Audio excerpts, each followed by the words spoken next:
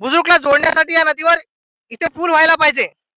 आपण पाहू शकता आता ही जर या नदीचे तर ज्ञानगंगा नदी नाव आहे, पण आता या ज्ञानगंगा नदीची गटरगंगा झालेली आहे. गटरगंगा इथं सर्वत्र घाणीचे साम्राज्य पसरलेले आहे.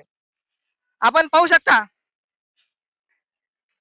एवढे एवढे घाणीचे साम्राज्य पसरलेले आहे की इथून जाणाऱ्या नागरिकाला खूपच दुर्गंधीचा सामना करावा लागतो. नाकाला रुमाल राहून इथून प्रवास करावा लागतो. नांदुरा शहरातील पंचवटी धारकांना इथून जाताना नाकाला रुमाल राहून जावं. इथून महिला शाळकरी मुली जातात आणि या गटरगंगेचा वास त्यांना घ्यावा लागतो. आमच्या नांदुरा नगर परिषदेला मिळालेले आतापर्यंतचे भ्रष्ट अधिकारी आणि असक्षम लोकप्रतिनिधी यांच्यामुळे या ज्ञानगंगा नदीची गटरगंगा झालेली आहे.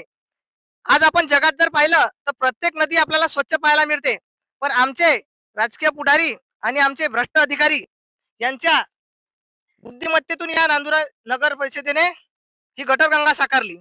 पाहू शकता आपण कशा प्रकारचा हाल या नदीचा झालेला आहे. एक टाइम या नदीतून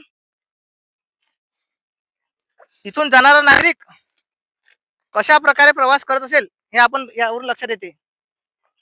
पाहू शकता सर्वत्र घाणीचे साम्राज्य एकदम पसरलेले आहे. पूर्णपणे या ज्ञानगंगेची आता गटरगंगा झालेली आहे. माझी या मतदारसंघाचे सर्व लोकप्रतिनिधी आणि या मतदारसंघातील येणारे सर्व अधिकारी त्यांना विनंती आहे की तुम्ही या नदीचा कायापालट तर करूच शकत नाही, कारण आता हे मुश्किलच काम आहे तुमच्यासाठी.